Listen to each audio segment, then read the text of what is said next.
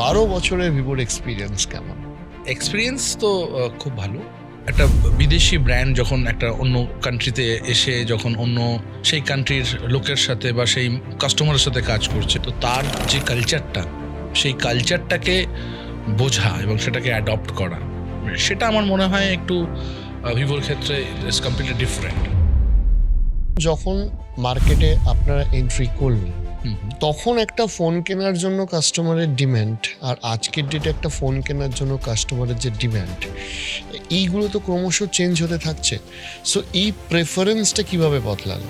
এটা actually this is the key strategy for Vivo to the brand, to the consumer, to understand the consumer. to understand the consumer.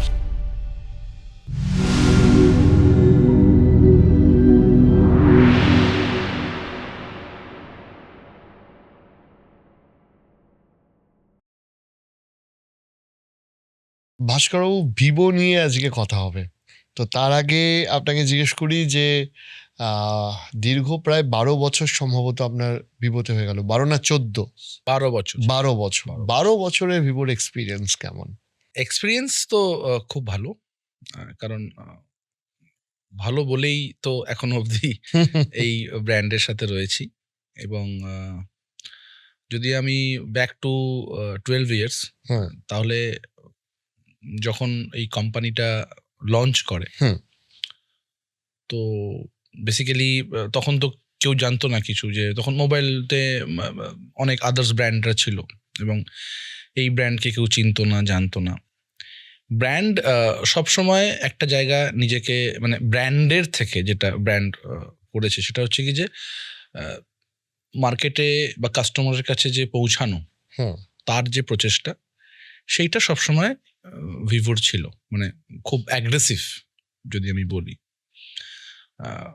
এবং সেখানে যে কটা standard বা যে কটা উইন্ডো প্রয়োজন in terms of product visibility, তারপরে আজকের ডেটে যেটা সবচেয়ে প্রয়োজন একটা ব্র্যান্ডের জন্য, যে তার স্ট্রাকচার, ইনফ্রাস্ট্রাকচার, সেইটাকে ফার্স্ট প্রায়োরিটিতে রাখা।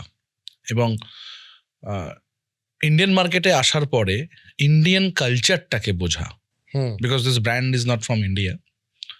সো একটা বিদেশি ব্র্যান্ড যখন একটা অন্য কান্ট্রিতে এসে যখন অন্য সেই কান্ট্রির লোকের সাথে বা সেই কাস্টমারের সাথে কাজ করছে, বা অ্যাজ এ আমরা এমপ্লয়ি যেভাবে কাজ করছে, তো তার যে কালচারটা, সেই কালচারটাকে বোঝা এবং সেটাকে অ্যাডপ্ট করা, সেটা আমার মনে হয় একটু ভিভোর ক্ষেত্রে ইটস কমপ্লিটলি ডিফারেন্ট।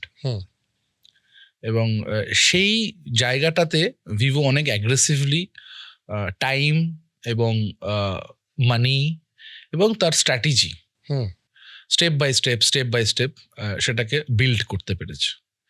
এবং সেই বিল্ড করতে পারার জন্য যে ট্রাস্ট তৈরি হয়েছে towards the brand, for customer perspective যদি বলি, অ্যাজ এ এমপ্লয়ি পার্সপেক্টিভ বলি, যদি আমি স্টেক হোল্ডার্স বলি, যেমন আমাদের ডিস্ট্রিবিউটার্সরা আছে বা রিটেলার্স পার্টনার্সরা আছে, এই এই এই ট্রাস্টটা খুব তাড়াতাড়ি গেইন করতে পেরেছে ভিভো লাস্ট 12 ইয়ার্সে। এইটা আমাকে বলুন যে ধরুন যখন মার্কেটে আপনারা এন্ট্রি করলেন, আপনি একদম শুরুর সময় থেকেই ছিলেন, তখন একটা ফোন কেনার জন্য কাস্টমারের ডিম্যান্ড আর আজকের ডেটে একটা ফোন কেনার জন্য কাস্টমারের যে ডিম্যান্ড, এইগুলো তো ক্রমশ চেঞ্জ হতে থাকছে। সো এই প্রেফারেন্সটা কিভাবে বদলালো বা টাইম টু টাইম কিভাবে পরিবর্তিত হচ্ছে? এটা অ্যাকচুয়ালি পরিবর্তন হচ্ছে based on the daily requirement. একটা সময় যে ফোন ছিল, ফোন কমিউনিকেশনসের একটা প্রধান ভূমিকা পালন করত। সেটা আস্তে আস্তে ইভলভড হয়ে যায় ডেইলি রিকোয়ারমেন্টসে। আজকের ডেটে ফোন শুধু কথা বলার জন্য নয়, ফোন শুধু SMS বা কমিউনিকেশনস করার জন্য নয়, ফোনস দিয়ে আপনি অনেক ডেইলি কাজ করছেন বা আমরা করি। আজকে আমরা সমস্ত পার্টটাই এই ডিজিটালে পার্টে চলে এসেছে। জীবনের একটা বিরাট বড় একটা মানে it was a lifestyle product previously, now it's a necessary product. এবার এর মধ্যে অনেক উপাদান আছে, এর মধ্যে অনেকগুলো বৈশিষ্ট্য আছে, মানে অনেকগুলো জায়গাতে ক্ষেত্রে তার অনেক চেঞ্জেস আছে। যেমন ইন্টারনেট এসছে, 2G 3G 5G 4G 5G এই পার্টটা এসছে, ডিজিটাল প্ল্যাটফর্মে শিফট হয়ে গেছে। এখন তো জিনিসটা কমপ্লিটলি এখন পুরো হাতের মধ্যে সবকিছু। হ্যাঁ, তো এই যে মিডিয়া হোক বা এই যে আজকের ডেটে একটা যে কোনো একটা কমিউনিকেশনস দেওয়া এবং সেটা সোশ্যাল মিডিয়ার মধ্যে ছড়িয়ে দেওয়া, সেটা ভালো হোক খারাপ হোক যাই হোক, এই যে পুরো ব্যাপারটা, এই যে পুরো ম্যাটারটা, এটা থ্রু ফোন। একটা সময় কম্পিউটার ছিল, দেন কম্পিউটারের থেকে সেটা ল্যাপটপে শিফট হলো, এখন সেই পুরো পার্টটা চলে এসছে ফোনে, বড় অংশ ফোনে, বড় অংশ ফোনে চলে। মানে আগে একটা মেল করতে হলে কম্পিউটার খুলতে হতো, এখন ফোনে হয়ে যায়। মানে ব্ল্যাকবেরি ওয়াজ আ ফার্স্ট ব্র্যান্ড যদি আমি বলি, যে প্রথম মেলের সার্ভিস নিয়ে, দেন নোকিয়া ওয়াজ দেয়ার। আজকের ডেটে মেলের জন্য তো আর কেউ ল্যাপটপ বা কম্পিউটারে যায় না, it's completely on phone based হয়ে গেছে। আজকের ডেটে একটা সময় আপনাকে পয়সা পাঠাতে গেলে ব্যাংকে দাঁড়াতে হতো, বা ইলেকট্রিক বিল দিতে হলে ইলেকট্রিক বিল অফিস যেত, এভরিথিং ইজ ম্যানুয়াল তখন ছিল। বাট এখন সেটা সম্পূর্ণভাবে ডিজিটাল হয়ে গেছে, এবং ডিজিটালের যে platform that is mobile phone. তো এই যে চেঞ্জেসটা হচ্ছে, এই চেঞ্জেসের সঙ্গে সঙ্গে যে মানে টেকনোলজির যে চেঞ্জ হচ্ছে, সেই টেকনোলজির সঙ্গে যে মেন উপাদান ফোন, মোবাইল হ্যান্ডসেট, সেই ইন্ডাস্ট্রি বা সেই ব্র্যান্ডগুলো সেভাবে চেঞ্জ হচ্ছে ইন টার্মস অফ ফিচার্স বলুন, বা তার যে রিকোয়ারমেন্টগুলো থাকবে, নিডসগুলো আছে, সেই নিডসগুলো কাস্টমার্সকে যখনই দেওয়া হচ্ছে, কাস্টমার তার উপর বেস করে বলছি এটা তো খুব স্বাভাবিক, কিন্তু একটা হয় যে কাস্টমার একটা ইন্ডিকেশন দেয়, আর কোন ব্র্যান্ড সেটা প্রপারলি পিক করতে পারছে সেইটার ওপর ডিপেন্ড করছে সেই ব্র্যান্ডটার ফিউচার কীরকম হচ্ছে। যে ভিভোর এই সিস্টেমের জন্য যে কাস্টমারের রিকোয়ারমেন্ট ডেফিনেটলি তারা বেটার ফুলফিল করেছে বলেই অন্যান্য ব্র্যান্ডের থেকে তারা আজকের ডেটে এগিয়ে গেছে। এই প্রসিডিওরটা আপনারা কিভাবে মেনটেন করলেন, যে how to know your customer, KYC of your customer? সবচাইতে আগে বুঝতে হবে হচ্ছে কাস্টমারকে, এবং কাস্টমারের ডেইলি যে ওয়ার্ক বা ডেইলি যে রিকোয়ারমেন্টস, সেইটাকে বুঝতে হবে, মানে বোঝার চেষ্টা করতে হবে। And Vivo have a separate team for that.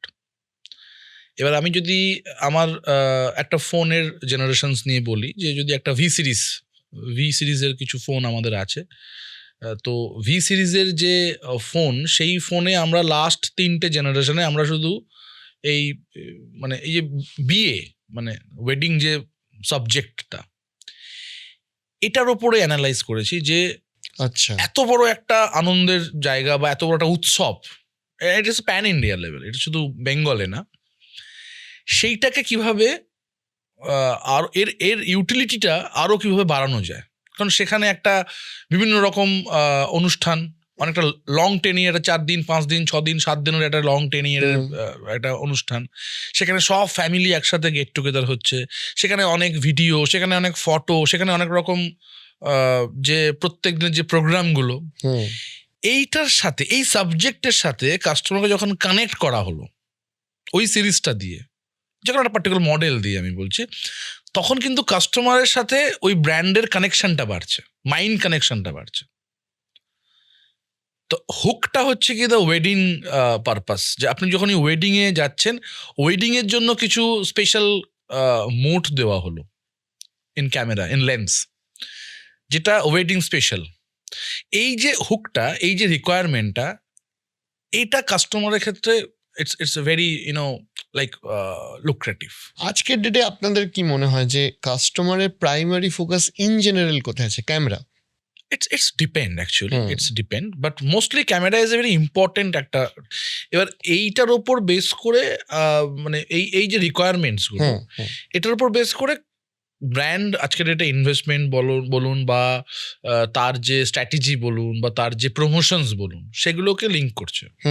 এবং সেখানে আমরা যেমন মানে ভিভো ইন্ডিয়া থেকে we took 60 professional photographer as a customer, but তারা ফটো শুট করতে ভালোবাসে। এবং তারা নিশ্চয়ই ফটোশুট করে আপনাদের ড্রব্যাকস গুলো আপনাদেরকে আবার হ্যাঁ দেবে। জানাচ্ছে। হ্যাঁ, একটা ওয়ার্কশপ হচ্ছে, ওয়ার্কশপটা ইন্দোনেশিয়াতে হচ্ছে। মানে এবার এই 50টা কাস্টমারকে নিয়ে যাওয়া, তাদেরকে ওখানে ফটোশুট করানো, তাদের থেকে এক্সপিরিয়েন্স নেওয়া এবং তার উপর কাজ করা, this is the important things, or this is the basic strength I can say, or the you know the key strategy for Vivo to the brand, to the consumer, To understand the consumer. to understand the consumer.